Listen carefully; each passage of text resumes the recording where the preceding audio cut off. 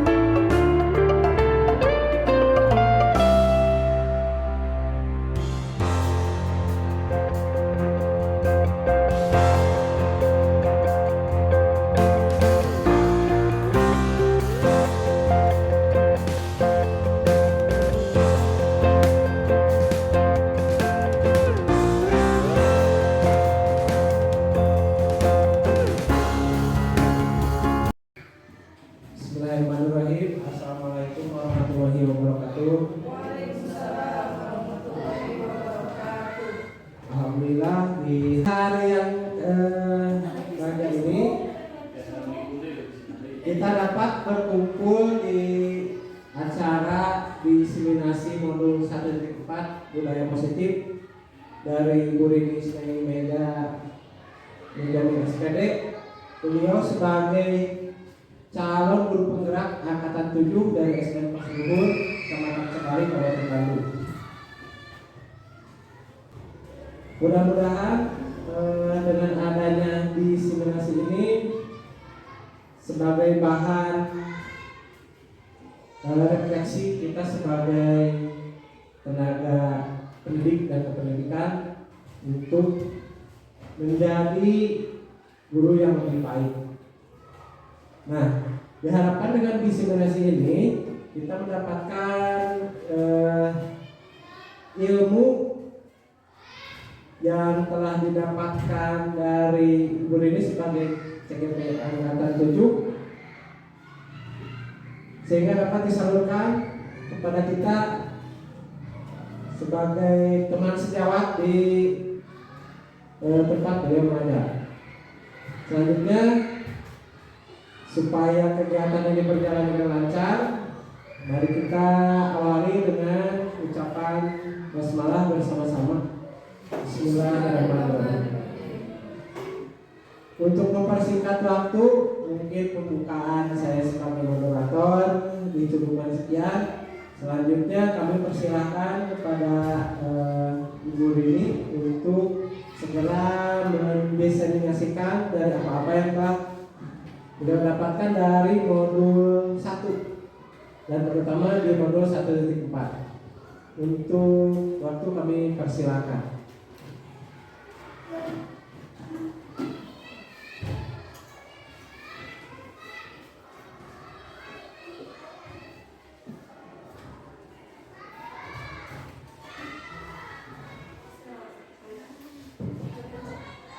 Bismillahirrahmanirrahim. Assalamualaikum warahmatullahi wabarakatuh. Alhamdulillahirabbil alamin wa bihi nasta'inu ala umuri dunya waddin wa ala alihi wa sahbihi ajmain. Pertama-tama marilah kita panjatkan puji dan syukur kehadirat Allah Subhanahu wa taala karena pada hari ini atas berkat rahmat dan karunia-Nya kita dalam keadaan sehat walafiat sehingga dapat menghadiri acara diseminasi modul 1.4. Salawat beserta salam semoga tetap tercurah kepada junjungan kita semua Nabi Muhammad SAW. Sebelumnya saya mengucapkan terima kasih banyak kepada Ibu Kepala Sekolah serta Ibu dan Bapak Guru juga tenaga kependidikan di SD Negeri Pasir Luhur ini yang telah berkenan menghadiri acara diseminasi modul 1.4 ini. Acara ini tiada lain bukan untuk menggurui ibu bapak semua ya, bukan berarti di sini saya lebih bisa, hanya mungkin salah satu kewajiban yang harus saya laksanakan dalam menempuh pendidikan guru penggerak ini. Semoga kehadiran ibu bapak semua di sini mendapat balasan oleh Allah Subhanahu wa taala. Baiklah ibu bapak, untuk mengefektifkan waktu kita mulai ke materi.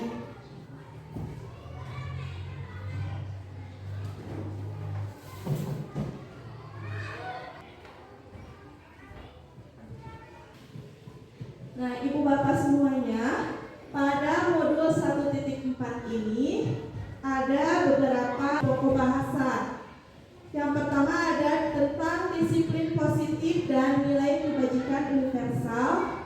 Lalu ada teori motivasi, hukuman, dan penghargaan restitusi. Lalu ada tentang keyakinan kelas, kebutuhan dasar manusia, 5 posisi kontrol, dan segitiga restitusi. Jadi ke-6 pokok bahasan ini yang insya Allah akan saya kupas ke depannya. Baik ibu bapak, kita mulai dengan materi tentang disiplin positif. Disiplin menurut Kamus Besar Bahasa Indonesia adalah ketaatan atau kepatuhan kepada peraturan atau positif merupakan pendekatan mendidik anak untuk melakukan kontrol diri dan pembentukan kepercayaan diri.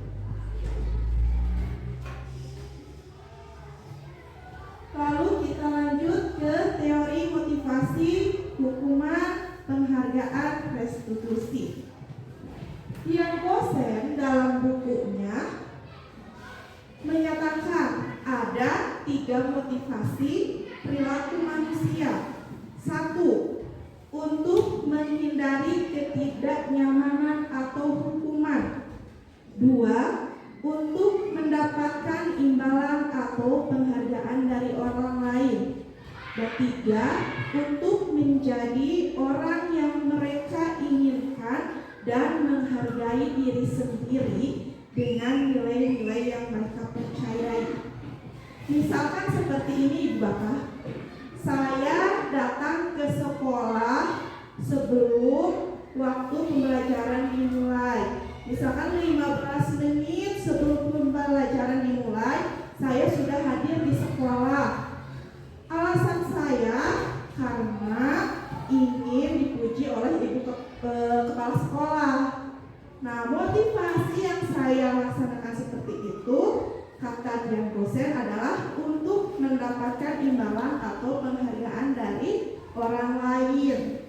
Nah, motivasi seperti itu kurang baik, karena seharusnya motivasi yang mendasari saya melakukan sesuatu harus berdasarkan motivasi dari dalam diri saya sendiri, bukan karena ingin mendapat pujian dari Ibu Kepala Sekolah, bukan pula ingin untuk karena takut dimarahi, takut mendapat hukuman, bukan seperti itu. Tapi motivasi yang harus ada dalam diri saya harus karena ingin menghargai diri sendiri, meyakini bahwa datang ke sekolah dengan tepat waktu itu adalah sebagai kewajiban saya. Nah, begitu juga kepada siswa-siswa kita, ketika mereka harus datang ke sekolah tepat waktu, bukan karena mereka harus karena ingin mendapat pujian dari kita sebagai gurunya, bukan juga karena mereka takut diberi hukuman, tapi ketika mereka datang tepat waktu, mengerjakan tugas, mengerjakan PR, motivasinya harus motivasi yang ada dalam dirinya sendiri. Mereka datang tepat waktu ke sekolah karena mereka meyakini bahwa ini adalah kewajiban saya datang tepat waktu, bahwa mengerjakan PR ini adalah tugas saya, bahwa dalam belajar itu saya harus rajin karena itu memang yang saya butuhkan, seperti itu. Lalu ada pengertian hukuman. Hukuman ini berarti sesuatu hal yang menyakitkan yang harus dilakukan tanpa ada kesepakatan. Misalnya ada salah satu murid kita yang kesiangan. Sebelumnya kita tidak pernah melaksanakan kesepakatan, melakukan kesepakatan dengan siswa tersebut. Jika terlambat maka harus begini. Tapi ketika dia datang terlambat, tiba-tiba kamu lari lapangan 10 keliling. Nah, itu adalah sebuah hukuman dan itu tidak efektif dalam mendisiplinkan siswa. Lalu beda lagi dengan konsekuensi. Kalau konsekuensi sesuatu yang harus dilakukan dan sudah disepakati. Misalkan ada murid kita yang tidak mengerjakan PR. Kita menanyakan alasannya terlebih dahulu dan sebelumnya kita telah bersepakat dengan siswa kita bahwa jika ada siswa yang tidak mengerjakan PR, maka konsekuensinya adalah ketika jam istirahat, misalkan dia harus mengerjakan tugas PR tersebut. Nah, kesepakatan itu sudah disetujui oleh mereka, maka ketika ada siswa yang tidak mengerjakan PR, dia harus melakukan konsekuensinya, yaitu mengerjakan PR saat istirahat. Sedangkan restitusi adalah proses menciptakan kondisi bagi murid untuk memperbaiki kesalahan mereka dengan karakter yang lebih kuat. Nah, restitusi ini nanti akan digambarkan lebih jelas pada slide berikutnya. Lalu di sini ada keyakinan kelas. Keyakinan kelas merupakan kesepakatan kelas yang dibuat berdasarkan nilai-nilai kebajikan universal dan tidak menggunakan kalimat negatif. Ada contoh keyakinan kelas 1. Setiap anggota kelas perlu belajar. Setiap anggota kelas perlu senang. Setiap anggota kelas perlu melakukan tugas. Setiap anggota kelas perlu saling menghargai. Setiap anggota kelas perlu merasa aman. Nah, di sini keyakinan kelas di sini tidak ada yang menggunakan kalimat negatif. Kalimat negatif itu misalkan jangan bermain saat belajar, jangan mengobrol saat belajar, jangan menghina teman. Jangan menghina teman karena di sini adalah kalimat negatif, maka tidak boleh dalam keyakinan kelas. Kata-katanya harus misalkan setiap anggota kelas perlu saling menghargai. Lalu ada juga contoh keyakinan kelas 5. Ada selalu bersikap positif, senantiasa menjadi diri terbaik, percaya dan menghormati orang lain serta barang miliknya, berkomitmen terhadap setiap tugas dan senantiasa membantu. Nah, pada pertemuan di awal semester saya telah membuat keyakinan kelas bersama siswa-siswi kelas 6. Nanti kita saksikan proses dalam pembentukan keyakinan kelas. Pada materi modul 1.4 mengenai budaya positif, ada materi tentang kebutuhan dasar manusia. Jadi, pada dasarnya manusia ini memiliki 5 kebutuhan. Yang pertama, kebutuhan untuk bertahan hidup. Yang kedua, kebutuhan akan kasih sayang dan rasa diterima. Yang ketiga, kebutuhan penguasaan. Keempat, kebebasan. Dan 5, kebutuhan akan kesenangan. Contoh kebutuhan bertahan hidup, misalkan manusia pada dasarnya membutuhkan makan, ya, membutuhkan tempat berlindung seperti rumah. Itu termasuk kebutuhan untuk bertahan hidup. Nah, di sekolah mungkin kita sebagai guru, karena siswa-siswa kita juga adalah manusia, setidaknya ada 4 kebutuhan yang bisa kita penuhi untuk mereka, yaitu kebutuhan kasih sayang dan rasa diterima, kebutuhan akan penguasaan, kebebasan dan kesenangan.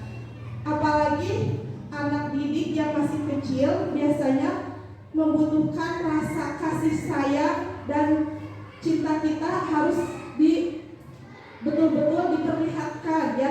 Kadang-kala ada anak yang ketika rambutnya misalkan gaya rambutnya baru tapi tidak dikomentari, meni gelis, mama tambah gelis. Kadang-kala seorang anak itu ibu melihat-lihat abi. Nah, itu adalah salah satu contoh bahwa mereka membutuhkan kasih sayang. Lalu kebutuhan penguasaan, kebutuhan pengakuan atas kemampuannya. Ketika seorang anak berprestasi lalu kita tidak memberikan pengakuan akan prestasinya, maka si anak itu akan mempertanyakan, si ibu menghargai karena prestasi abi. Maka seorang guru ketika siswa-siswinya berprestasi harus menunjukkan, memberikan kebutuhan siswa tersebut akan penguasaan. Sepertinya misalkan ada murid kelas 6 yang menjadi atlet renang. Nah, dia itu membutuhkan pengakuan, wah Adit hebat ya renangnya sampai bisa juara, misalkan seperti itu. Lalu kebutuhan akan kebebasan. Misalkan ketika materi pembelajaran, ketika si anak hanya diberikan materi secara teori, secara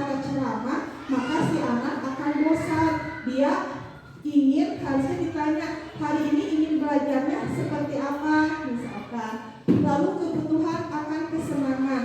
Meskipun dalam proses pembelajaran, si anak harus merasa senang.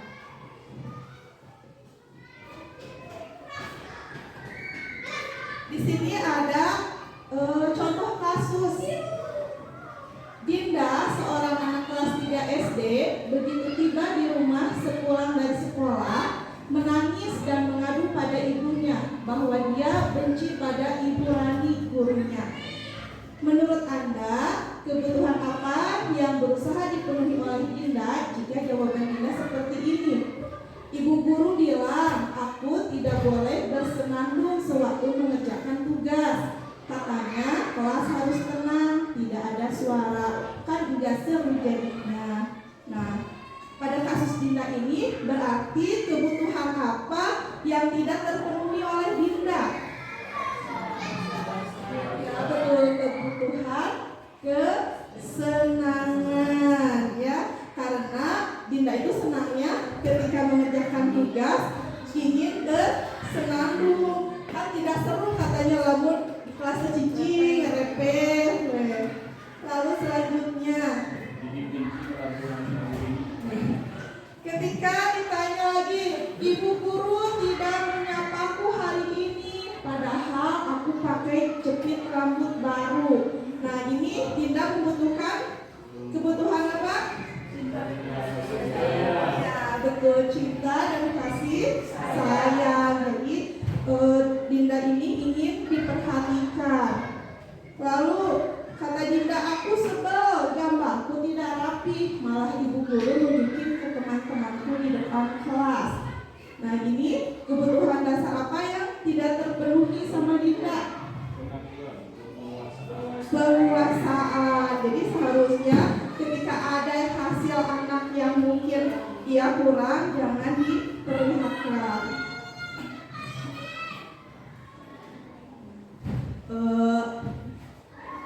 Sekarang kita nyanyikan terlebih dahulu ya Ibu Bapak. Karena kalau hanya mendengarkan takutnya bosan ya. Jadi harus merasa senang. Di sini lagunya lagu Naik Delman. Masih ingat Ibu lagunya lagu Naik Delman? Ya. Ya coba adu aja. Yuk 1, 2, 3. Ada 5 kebutuhan dasar manusia. 1 kebutuhan untuk dapat bertahan hidup. Butuh cinta, kasih sayang dan penguasaan. 4 butuh kebebasan, 5 kesenangan. Hey! Siap, siap, siap, siap, siap, siap. Siap, siap, siap, siap, semoga terpenuhi. Ada 5 kebutuhan dasar manusia. 1 kebutuhan untuk dapat bertahan hidup. Butuh cinta, kasih sayang dan penguasaan. 4 butuh kebebasan, 5 kesenangan. Hey! Siap, siap, siap, siap, siap, siap. Siap, siap, siap, siap, semoga terpenuhi. Terima kasih ya Ibu Bapak, masih ingat lagu anak-anaknya. Masya Allah. Sekarang kita lanjut kepada 5 posisi kontrol, ya. Jangan cadel. Pada modul selanjutnya, materinya yaitu mengenai 5 posisi kontrol. Jadi, dalam mendisiplinkan siswa, guru biasanya berperan memerankan 5 posisi kontrol seperti ini. Ada yang berperan sebagai posisi penghukum. Biasanya guru yang berperan sebagai posisi penghukum, dia menghakimi menunjuk-nunjuk, membentak. Dan hukumannya itu tidak selalu berbentuk fisik, tapi ada juga berbentuk verbal. Jadi meskipun tidak melakukan misalkan pemukulan atau ya kekerasan fisik lainnya, kekerasan ketika guru melakukan kekerasan verbal pun dia berarti sedang berada di posisi hukum. Lalu ada juga guru yang memposisikan dirinya sebagai pembuat rasa bersalah. Biasanya suara gurunya cenderung lembut tapi menyalahkan murid dan seolah guru yang menderita. Misalkan ketika ada siswa yang kesiangan, kenapa kamu kesiangan? Kamu kan kasihan ya sama ibu, nanti ibu loh yang ditegur sama ibu kepala. Nah, ketika guru seperti itu berarti dia sedang berada di posisi membuat merasa bersalah. Lalu ada yang memposisikan sebagai teman. Suara guru ramah dan cenderung bersenda gurau. Misalkan ketika ada siswa yang tidak mengerjakan PR, si guru tersebut bertanya, misalkan, Ulfa, kenapa tidak mengerjakan PR?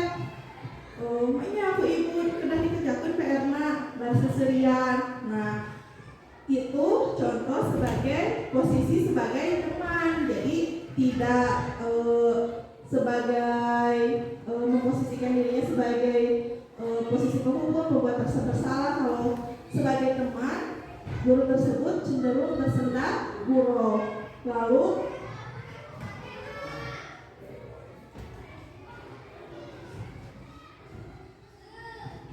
posisi kontrol yang selanjutnya yaitu sebagai pemantau.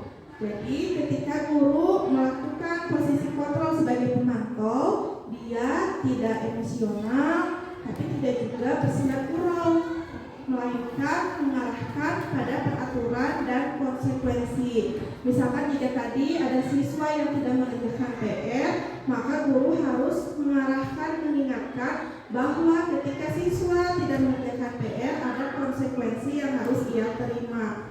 Yang kelima, sebagai manajer.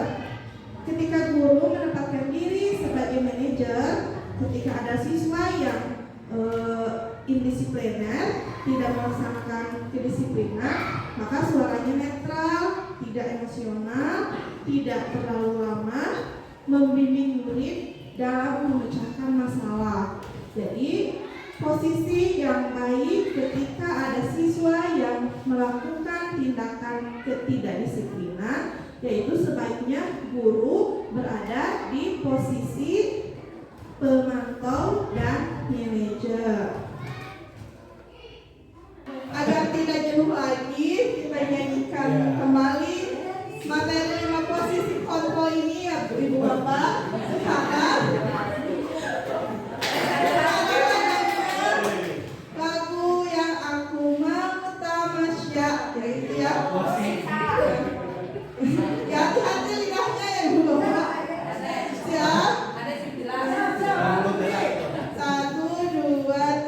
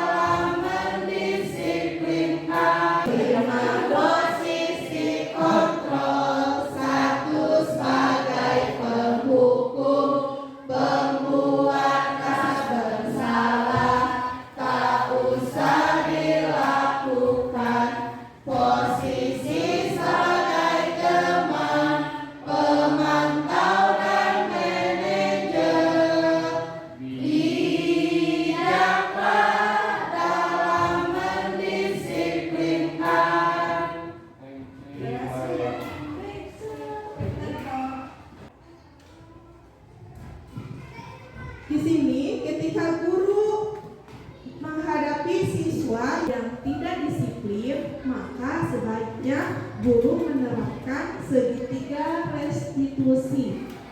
Pada tindakan segitiga restitusi ini ada 3 tindakan yang harus dilakukan oleh seorang guru, yaitu menstabilkan identitas, validasi tindakan yang salah, dan lalu menanyakan keyakinan. Contoh kegiatan menstabilkan identitas adalah setiap orang pasti pernah melakukan kesalahan. Lalu kamu bukan satu-satunya yang pernah melakukan ini. Sedangkan tindakan yang mewujudkan validasi tindakan yang salah, misalkan guru berkata, kamu tentu punya alasan mengapa melakukan itu, atau adakah cara yang lebih efektif untuk mendapatkan apa yang kamu butuhkan?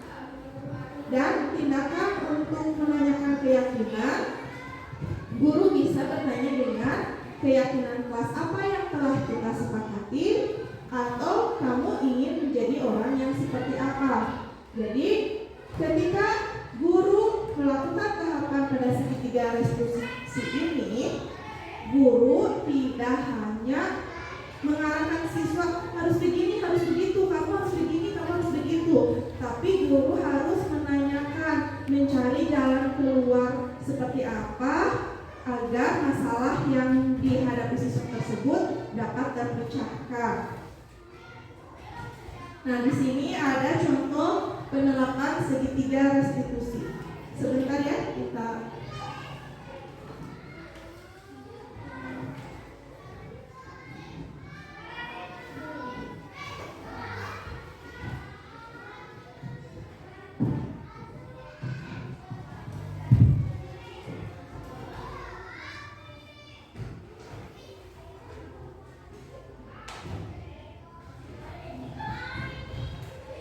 Nah, Ibu Bapak, di sini ada contoh penerapan segitiga restitusi yang pernah saya lakukan terhadap salah satu murid saya.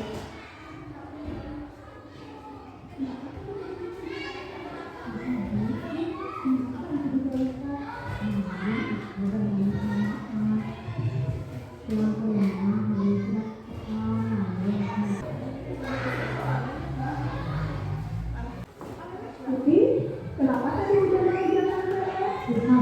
Lupa, kenapa itu bisa lupa? Namun aku berminta maaf. Selama harusnya malu mencicipi maaf aku doang. Seperti itu ya. Setelah bermain itu adalah hal yang wajar ya. Dan berikutnya teman-teman yang lain pun pernah tidak mengerjakan PR.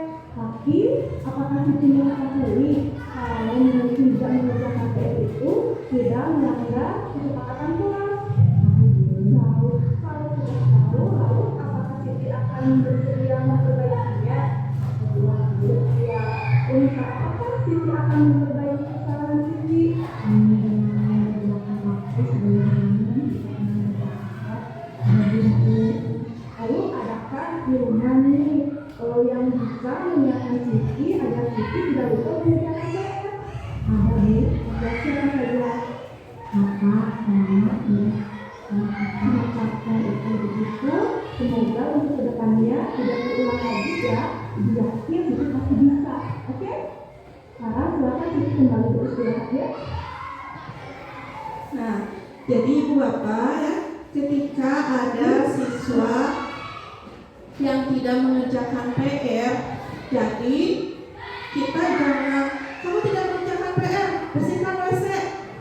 Ya, itu mah posisi gurunya merupakan sebagai apa kalau seperti itu? Iya, betul, sebagai penghukum. Nah, harusnya kan tadi yang lebih baik ketika ada siswa yang melanggar disiplin harus sebagai posisi manajer atau sebagai pemantau ya. Jadi dengan menerapkan segitiga restitusi. Jadi yang pertama harus memvalidasi tindakan yang salah, bahwa ketika ada siswa yang tidak mengerjakan PR, bahwa tidak hanya dirinya sendiri saja yang tidak mengerjakan PR, sebelumnya pasti ada temannya yang lain yang tidak mengerjakan PR. Apa dia tidak mengerjakan PR? Ini bisa lupa. Namun aku berminta maaf. Pulang ke rumah Di sana seharusnya menstabilkan identitas dulu ya. Jadi menstabilkan identitas itu dengan tahapan pertamanya itu yaitu dengan memberitahu kepada Siti tersebut bahwa tidak hanya dia yang suka tidak mengerjakan PR atau yang pernah mengerjakan PR. Lalu kalau sudah menstabilkan identitas, maka langkah selanjutnya harus memvalidasi tindakan yang salah. Jadi harus ditanya dulu ketika alasannya tidak mengerjakan PR itu apa alasannya? Mungkin karena lupa, karena apa? Ya, jadi jangan ketika ada siswa yang melanggar disiplin, guru langsung memberikan hukuman. Ya, cara seperti itu tidak efektif dalam mendisiplinkan siswa. Ibu bapak semuanya, dalam menerapkan modul 1.4 mengenai budaya positif ini, saya mencoba menerapkannya di kelas 6 yang menjadi latar belakangnya yaitu bahwa filosofi pemikiran Ki Hajar Dewantara menyatakan bahwa pembelajaran harus berpihak kepada murid.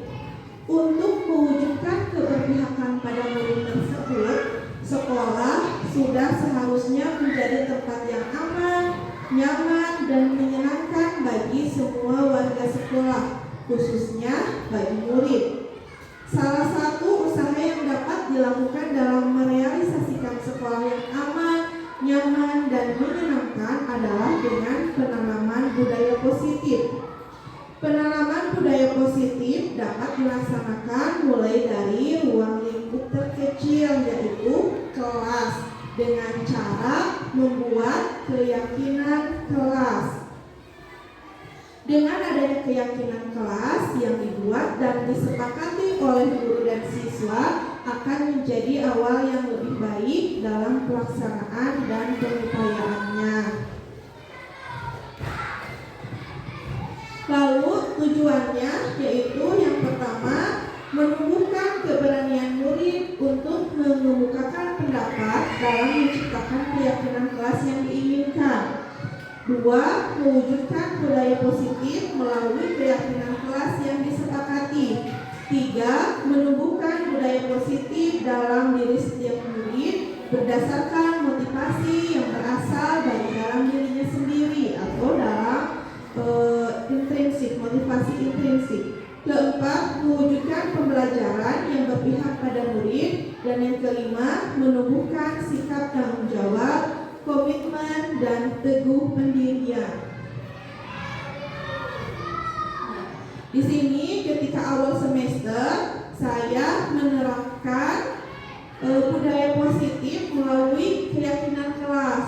Jadi ketika di awal semester saya di kelas 6 menerapkan budaya positif melalui keyakinan kelas, yaitu membentuk keyakinan kelas di kelas 6. Dan ini dokumentasi dari penerapan budaya positif melalui keyakinan kelas yang dilaksanakan di kelas 6.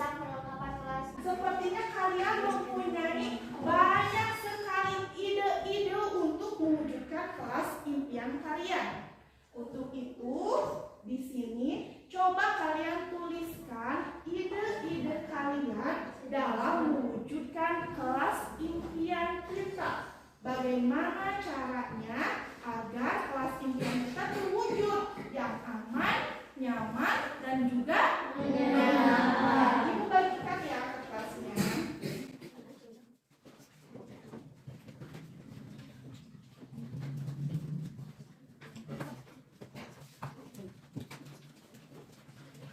Silakan kalian tuliskan ide-ide kalian untuk mewujudkan kelas impian tadi. Yang aman, yang nyaman, yang menyenangkan. Hasilnya bagaimana mewujudkannya?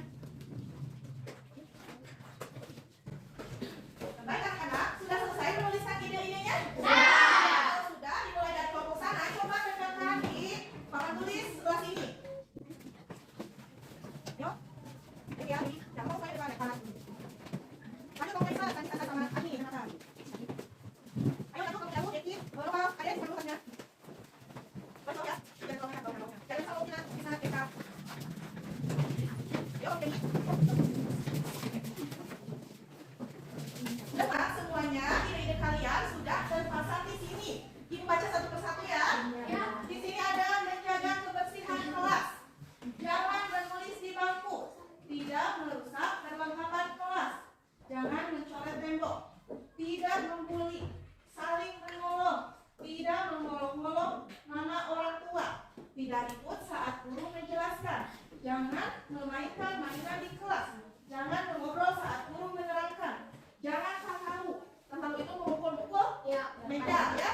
Lalu tidak bertengkar dengan teman. Jangan membuang sampah sembarangan. Tidak membuang sampah di kolong bangku. Menjaga kebersihan kelas. Saling menyayangi satu sama lain. Tidak berkata kasar. Berperilaku sopan. Tidak menghina teman. Dan tertib saat belajar. Nah, ini adalah ide-ide kalian dalam mewujudkan kelas impian ya. Tapi di sini sepertinya ada yang sama ya. Jadi kita diambil salah satunya ya. Karena nanti kesepakatan kelas ini akan dipasang biar kalian selalu ingat ya. Dan kalau terlalu banyak kalian akan susah menghafalnya. Jadi nanti lupa apa sih kesepakatan kelas agar kelas impian kita dapat terwujud. Seperti ini. Tadi ada yang hampir sama. Nah ini, tidak membuang sampah di kolong bangku, jangan membuang sampah sembarangan. Ini hampir sama ya, sama saja intinya, yaitu harus menjaga kebersihan. Jadi jangan membuang sampahnya, ibu sama ibu ambil dulu, karena sudah terwakilkan dengan menjaga kebersihan kelas. Menjaga kebersihan kelas itu diantaranya dengan tidak membuang sampah sembarangan dan tidak membuang sampah di dalam kolong meja. Buang sampahnya harus ke tempat sampah. Jadi di sini menjaga kebersihan kelas. Sama ibu dipindahkan. Lalu tadi ada juga yang hampir sama. Nah, tidak ribut saat guru menjelaskan.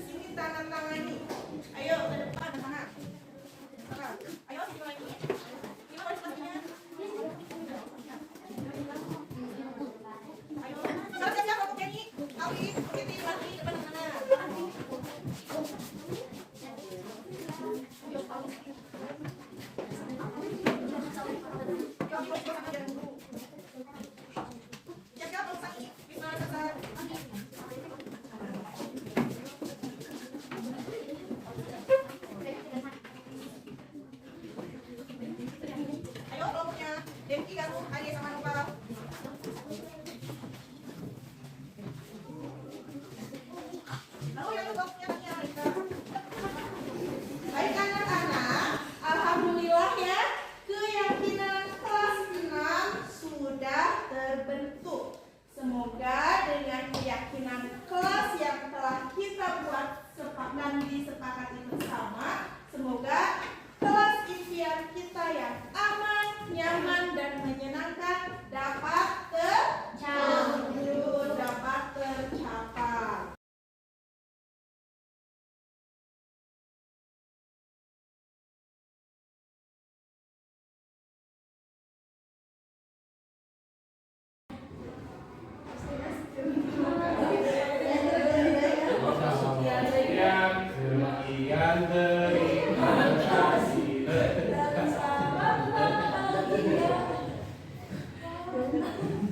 Ibu bapak semuanya, alhamdulillahirobbilalamin, materi untuk modul 1.4 mengenai budaya positif ini telah selesai didiseminasikan. Semoga ada manfaat yang bisa ibu bapak ambil, dan terima kasih segala perhatian dan partisipasinya. Saya ucapkan wabillahi taufiq wal hidayah. Wassalamualaikum warahmatullahi wabarakatuh.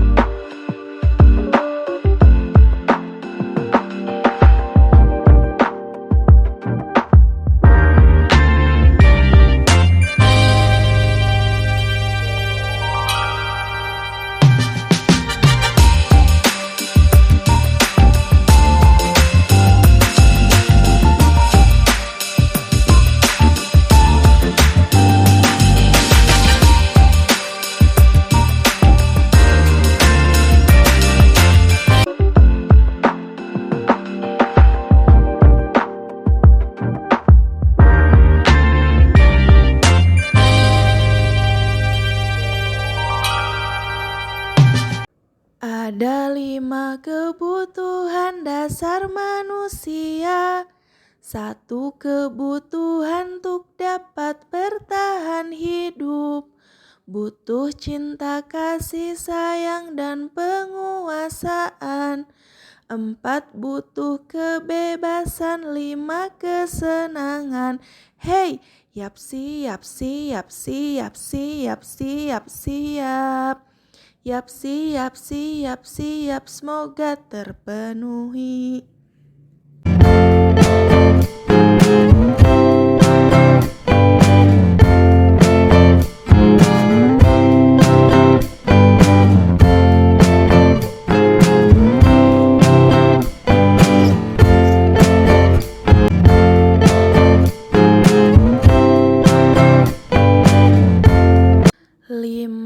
Posisi kontrol.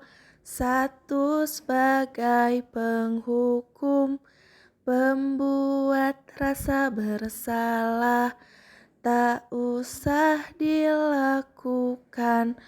Posisi sebagai teman, pemantau dan manajer.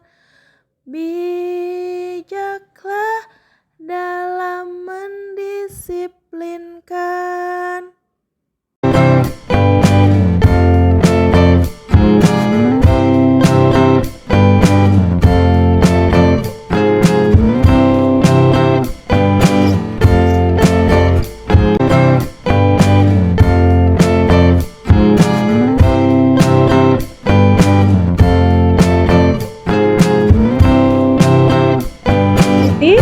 Kenapa tadi tidak mengerjakan PR? Lupa Bu, Lupa, kenapa itu bisa lupa?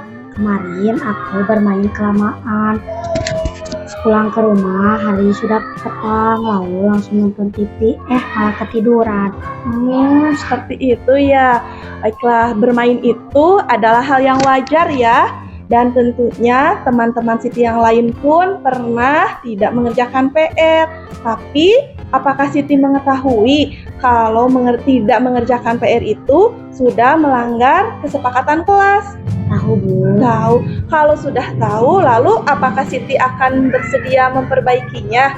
Bersedia Bu. Setia. Dengan cara apakah Siti akan memperbaiki kesalahan Siti? Dengan menyediakan waktu sebelum bermain untuk mengerjakan PR terlebih dahulu. Lalu adakah di rumah nih yang bisa mengingatkan Siti agar Siti tidak lupa mengerjakan PR? Ada Bu, Ada, siapa saja? Papa, Mama, dan sama Kakak. Sama kakak ya. Kalau begitu semoga untuk kedepannya tidak terulang lagi ya. Ibu yakin Siti pasti bisa. Oke? Sekarang silakan Siti kembali beristirahat ya.